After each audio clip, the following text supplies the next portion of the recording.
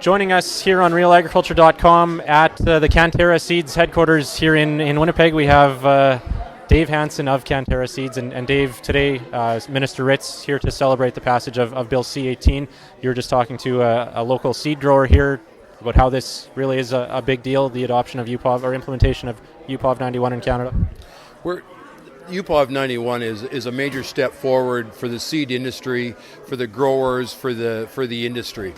So what this is going to provide us for is a framework that's going to create an environment for additional investment in the cereals industry and the seed industry per se in Canada that would be unprecedented. So this is something that is absolutely crucial to the continued development of our whole agricultural base.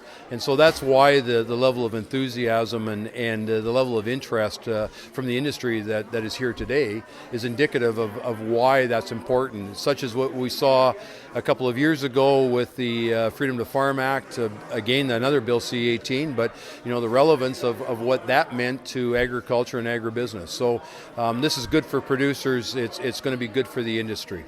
So when you talk to your seed growers, what do you tell them this means for them?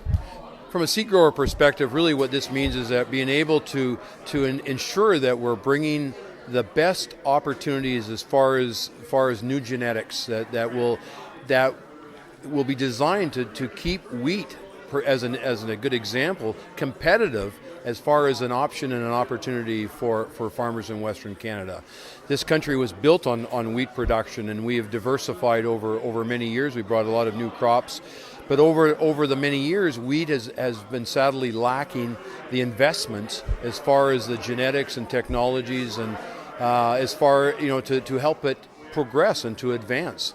And this new bill that the minister unveiled here today is going to do a lot to help progress this for the betterment of the overall industry. Now, of course, some of this investment is through, or most of it's through private means, so it's not something that is maybe talked about in public, but are we already seeing an investment in reaction to this? So first off, I would suggest that investments, whether it's private or public or combinations of, one of the very interesting facts with cereals as an example, and if we want to focus in on wheat, is that the models are likely going to be a little bit different than we've seen previously with other crops, be it canola or corn or soybeans or cotton. But I see the fact that there's going to be more partnering, and partnering between the private sector and the public sector. As we all know, wheat is a very complex crop, and it's going to take a lot of energy and a lot of skills and talents from various sectors in order to make this work. So I wouldn't say it's all about private, and I wouldn't say it's all about public. It's going to be a relative change in possibly on how we're doing business in the seed industry. Are there dollars coming in, though, from outside Canada that maybe weren't here before? There is already significant signs of new investment that will happen, and a lot of it is from the seed developing companies that have interests in other parts of the world, and now they see Canada as a viable option for those investment dollars. And the reality of it is that all companies have a finite dollar that they're willing to invest in research, and it's got to make sense on a longer term basis. And now Canada is one of those countries that is getting serious consideration. So we've seen some activity from the private sector already, and there's more going on behind the scenes, we're sure of. And over the next period, whether it's a day, week, month, year, we will see the evidence of what we were listening to today. Will we see an increase in the number of varieties up for registration because of this? I think what we'll see is a continuation of better varieties.